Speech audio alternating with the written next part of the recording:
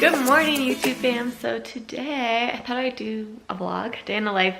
I hate filming these because my life is super boring, but a lot of people have requested it, so I wanted to make one for you, and I just want to get more into vlogging.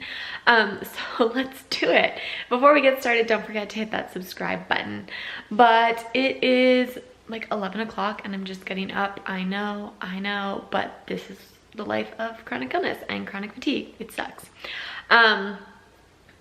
And I just want to take a moment to talk about chronic fatigue. It's not this thing where, like, I'm just not a morning person, and it's not like I'm just not a morning person. My fatigue is so bad, I cannot get up in the mornings. And what happens if I try, two things happen if I try and get up before my body is ready to.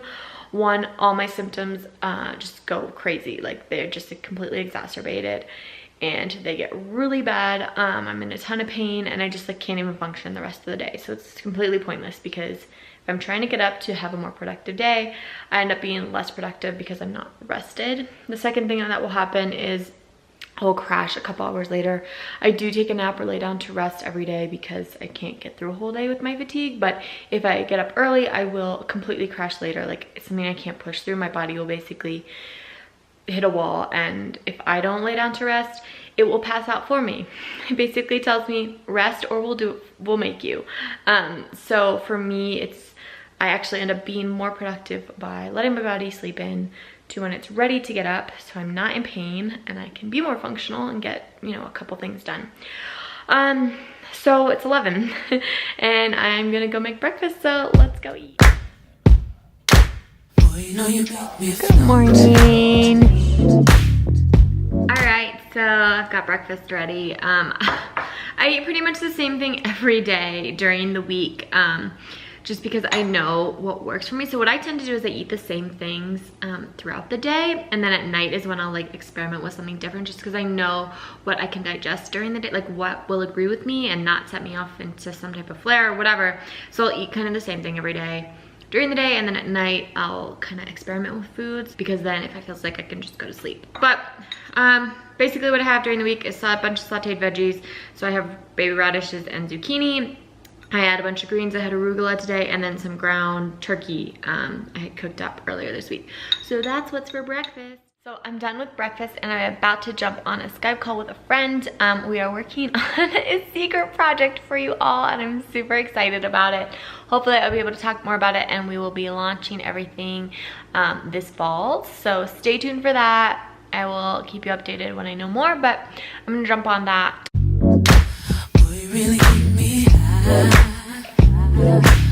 Alright, so I finished up my Skype call with my friend, and then I laid down for 20 minutes because anytime I do a thing, I have to rest after. But now, sorry, this is like weird to you. I am gonna get a little workout in. I am home at my parents' house this week, and I don't have access to a gym, but they have a lot of outdoor space, so I'm gonna do a little body weight workout outside. And I know I'm gonna get like two big questions. The first one is, oh my god, how do you handle the heat? Because it's summer and I'm about to work out outside. I love the heat. The heat does not bother me. The cold is what like I cannot stand and cannot handle. So yeah. Second question I'm gonna get is about how do you work out with chronic illness, blah blah blah. Like, maybe you're not that sick, whatever. So I have actually a whole video on this and a whole blog post. I'll link both of them below. But fitness has always been a big part of my life. Like, movement has always been a huge part of my life. I was always an active kid growing up. Movement's been a really big part of my healing process as well. I've talked about this a lot. I have been bedbound, almost completely bedbound at points in my healing journey, and it's taken a long time to get back to where I am today. I work out about 3 days a week on a good week. And you may see my workout and think, wow, that's really intense. For me, it is not intense. It's nothing compared to what I used to be able to do. It's nothing compared to what I wish I could do and what I know I'm capable of when I'm healthy.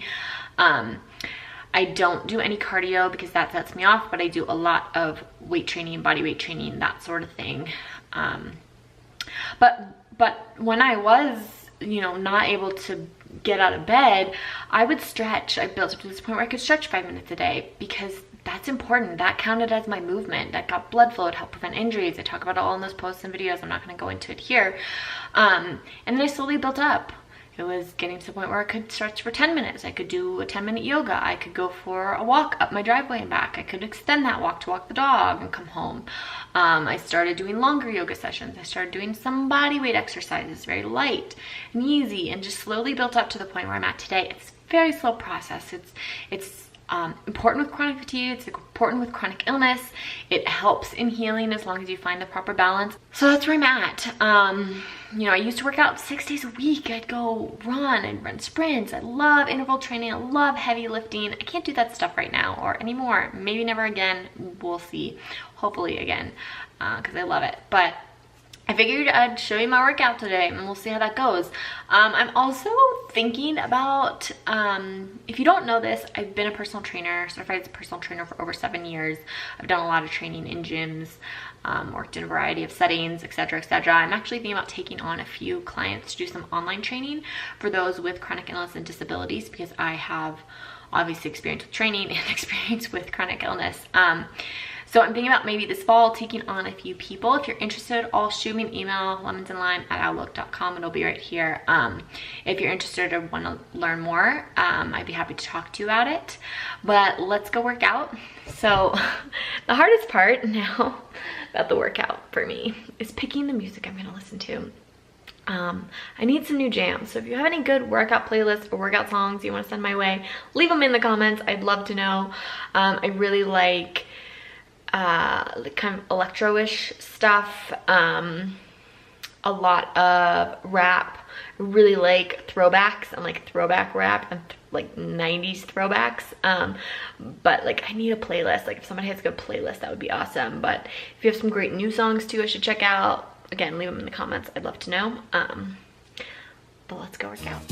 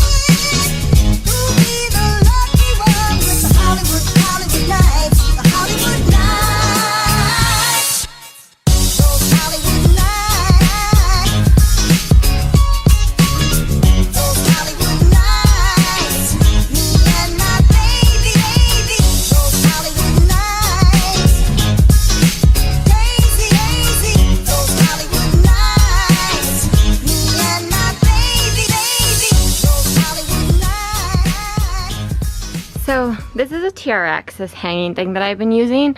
It's a suspension-based training program that is completely body weight. I mean, you can add weights and plyometrics to make it harder, but it's really awesome. I'm obsessed with this. It was my first specialty certification after getting certified as a trainer, but what's great is you can travel with it. It folds up into this little mesh bag, and I have the door hang, so you can hang off a door as I am. You can hang it off a bar at the gym or off a tree branch, so it makes it really versatile. You can adjust it to your fitness level because you can like walk it out or in. It's kind of hard to just to say it rather than showing, but essentially you can change the resistance and lift more or less of your body weight, so you can make it harder or easier. It's great for anywhere from a beginner to an advanced athlete. So I'm obviously not doing super crazy hard exercises on it today, but the suspension aspect of it really focuses on your core. Like every exercise, your core is engaged, and you're working that entire midsection, no matter whether you're doing leg or upper body. So love it.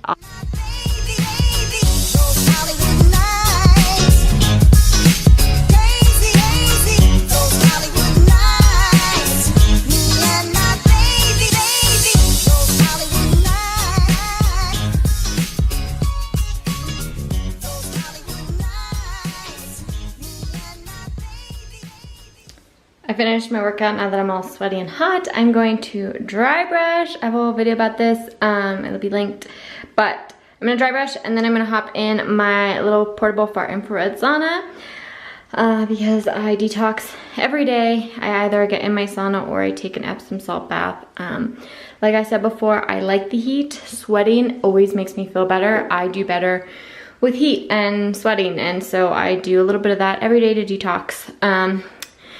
I have this portable sauna linked on my favorite products page, which I'll have linked below. This is not the most amazing, best portable sauna in the whole world, but it is the most affordable. And sometimes you gotta do with what you can. So, yeah, this is my baby. I'm gonna jump in there. I'm usually in there for about 30 minutes of sweating. And I like to watch Netflix while I do that to keep myself entertained. So after my sauna, I snacked on some roasted veggies I roasted a bunch of beets and rutabaga earlier this week, and I went down for my nap. I'm like a small child. I have to go down for my nap every afternoon. But I'm feeling super nauseous and off, just like blah. It's gonna rain, and whenever the air pressure changes, my body freaks out. So I know that's like part of what's happening right now. I'm just gonna watch some YouTube or Netflix for a little bit before I make dinner. Just feeling so worn out, which is just the chronic illness life, but it's frustrating. It's frustrating, especially when you do, like, you have a routine and you follow your routine and you do everything that you normally do, or that, like, usually makes you feel okay, and you still feel like crap, or you feel worse than usual because you're just like, I didn't do anything different. What's happening? And that's my day. Well, that's my afternoon. Y'all, I cannot explain to you how much chronic fatigue sucks. Oh my gosh, it's just, I don't understand it, and the fatigue is so insane and overwhelming and debilitating and life-consuming, and it's exhausting to be so exhausted. Anyways, as you can tell, having a little bit of a rough day. While my dinner heats up, I wanted to talk to y'all about something. I've gotten quite a few questions about this over the past few months, and I'm not exactly sure why. The questions are about dating with a chronic illness, and I am certainly no expert. And I guess they're not about relationships. I'm clearly not in a relationship, so I guess people think I'm dating. I'm not dating, just for the record. And yeah, so I don't know. I'm like kind of opinionated about, I have certain opinions about relationships, which is more of like a personality thing, not necessarily a chronic illness thing. That's like a whole different thing I'm not even gonna talk about. But dating with a chronic illness, like, not my expertise at all. I have a few things I could say here, and I'm happy to do like a whole video on all my opinions and what I know. If y'all want it, just let me know. But I think a lot of people, the question is always like, do I tell somebody up front or wait that I have a chronic illness? And I think it really depends on you and your situation and what you feel comfortable with. I personally prefer to tell somebody up front if I can, because it's a big part of my life. I just want to get it out of the way. Like, it's not something I'm going to be able to hide, or like I'm just going to like get cured from and then can talk about it later. And also, like I said, it's a huge part of my life. Like, if I were to date right now, like, that is my life. I hate saying that, and I hate being like, chronic illness is my life, but it is. My job is taking care of myself and going to appointments. Like, I'm not working, I'm not making money, and like, that's my life. So like, I couldn't necessarily hide it. Like I've dated in the past when I've been feeling better, and it's something that because I was working and I was feeling better, I could like do things and I didn't have to talk about it right away, and I kind of like talk about it when I felt like it was appropriate and ease people into it more. But right now I'd have to be very upfront, and for me that's very uncomfortable, not because I'm uncomfortable telling people about my illness, but because I'm not working and I like don't want to go on dates and have people think I want them to pay for me, because I don't, but I like have no money, so I don't want to go out. So that's why like part of why I just don't date right now. I also just don't have the time and energy with chronic illness at all. I don't have the time and energy for people in general, so I'm not dating. And my advice is you gotta do you. It's just really hard to find people who get it and like understand it. Like so fucking hard. So like I said, don't have the time and energy to like be explaining this shit to people right now. I have more important things like trying to save my life to be doing. Anyways, I don't want this to be like a whole thing. I already took a bite, but this is what's for dinner tonight. Earlier this week, this is all leftovers. I grilled up some burgers and I don't want this to fall apart. Put some avocado on there. These are like plantain sandwich buns. Roasted parsnip fries and roasted green beans with some lemon and salt. Lots of salt, of course. Y'all know I love my salt. But that's what's for dinner. It's pretty good. These buns need some working on before I share a recipe because they're not ideal, but still pretty good. Ready? Let's go. Come on.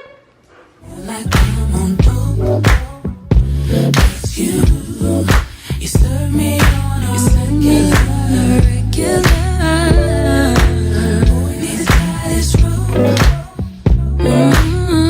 I'm feeling way better after dinner, and it's so nice out. I just took Pepper for a walk, and all I want to do is go for like a super long walk because it's actually really beautiful out right now. But like I mentioned earlier, I'm at my parents' house this week, and they've actually been out of town. I've been taking care of the house and the dog, but they're coming back tomorrow, and so I wanted to make them a fruit. I'm gonna make a peach and rhubarb crisp as like a welcome home present, like a little welcome home, and like cook them dinner tomorrow because they're traveling all day. So I need to do that tonight because I just won't have time to do everything tomorrow, and I need to clean because my mom is a neat freak, and if the house, there's one spot somewhere, she will find it. So I'm making a peach and rhubarb crisp. So I just cut up 3 peaches and put them in this saucepan, and then I'm gonna cut up this rhubarb. Like I bought 4 giant stalks. I only need like 2 cups, so probably only take 2 of these stalks, and saute all of that.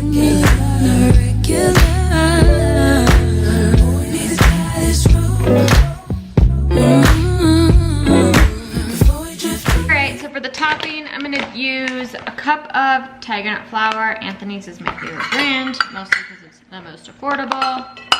So I'll do a cup of that. This doesn't have to be like perfect. Cool. Then I'm gonna get flour everywhere. I'm gonna use half a cup of shredded coconut.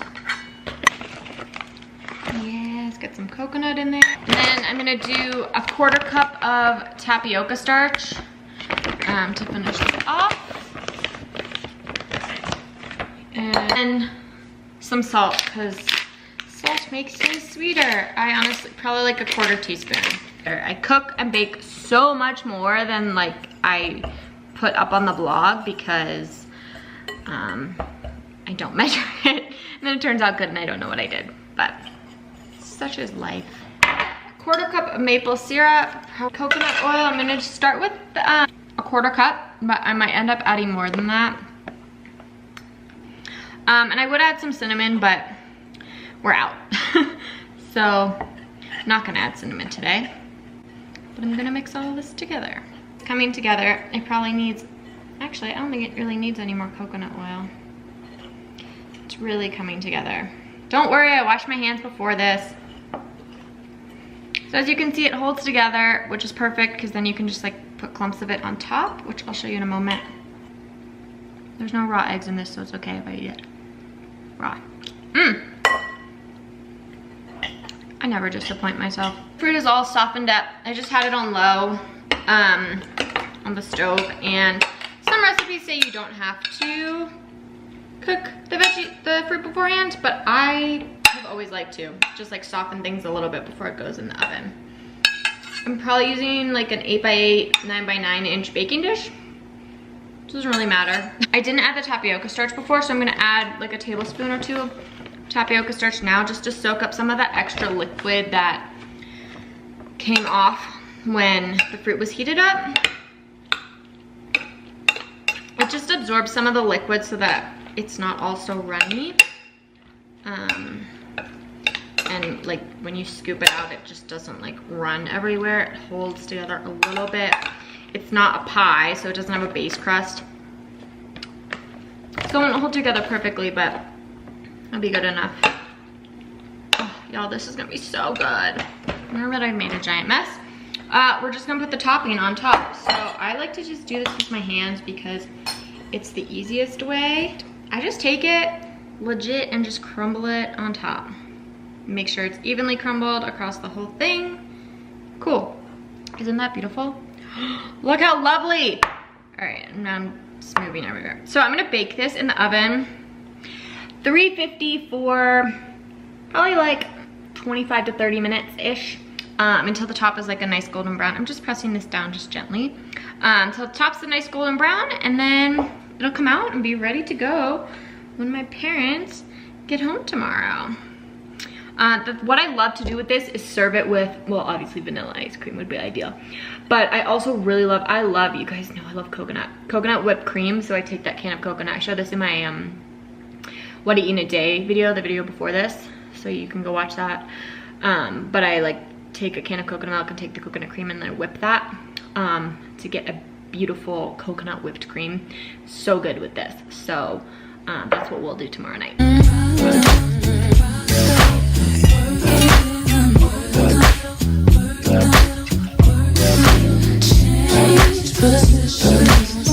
So I'm finally just like done cleaning up and everything. I'm gonna get to relax for the rest of the evening and chill out. For years I couldn't read due to like, while sick, due to like eye pain and a lot of the cognitive issues and brain fog. Like reading just was totally out of the question. I couldn't handle it. And over the past like 3 to 4 months, I've been able, maybe a little longer, I've been able to start reading again, which is really exciting for me. I have a whole like stack of books to get through, but I'm really excited to be able to start reading again. I'm gonna relax on the couch and do some reading. I'm gonna show you what I'm reading. So like I said earlier, I'm a personal trainer. It's through the National Academy of Sports Medicine, my certification. They send out like a fitness magazine every so often, and this was the latest one. It came in actually probably like a month ago, and I just haven't looked at it, so I'm gonna skim through this and see what's new in the training world. And the book I'm currently reading, just started this last night, is Brain Over Binge, which a lot of people have recommended and seemed like a really interesting book to learn more about like human physiology when it comes to food and nutrition. So I wanted to read that. So I'm just gonna skim through this and keep reading that and chill out. My bedtime routine is always dessert with some Netflix. I'm not watching Orange is the New Black, but I made these AIP strawberry scones, if you can see them under there. They're from, it's all about AIP. I'll link the recipe below. It's super good. And then I topped it with some coconut whipped cream because y'all know I'm obsessed. And then some fresh chopped strawberries and some leftover peaches from the crumble I made. And then of course some extra shredded coconut on top because I'm clearly addicted. I like to have a nice substantial bedtime snack. I used to hate coconut when I was a kid. I realize it's because when I was a kid, you'd always have the candied coconut and like coconut bars or and candy bars. And I think sweetened coconut is the most disgusting thing in the whole world. It tastes like plastic. So the unsweetened kind is the kind I like. Now I'm addicted to coconut. Anyways, that's probably it for this vlog. I'm just gonna relax, watch some Netflix. I do a little yoga before bed. I always do like 5 to 10 minutes of some light yoga stretching to help me calm down and sleep. And then I'll just read and go to bed. So that's pretty much a day in my life. If you enjoyed this video, don't forget to give it a thumbs up. Click that like button if you want to see more vlog style videos. Let me know in the comments too if there's anything specific you want to see, any videos coming up. And don't forget to subscribe. Of course, hit that little red button to help support my channel, and I really appreciate when you all do that. So I will see you in the next video. Have a good night.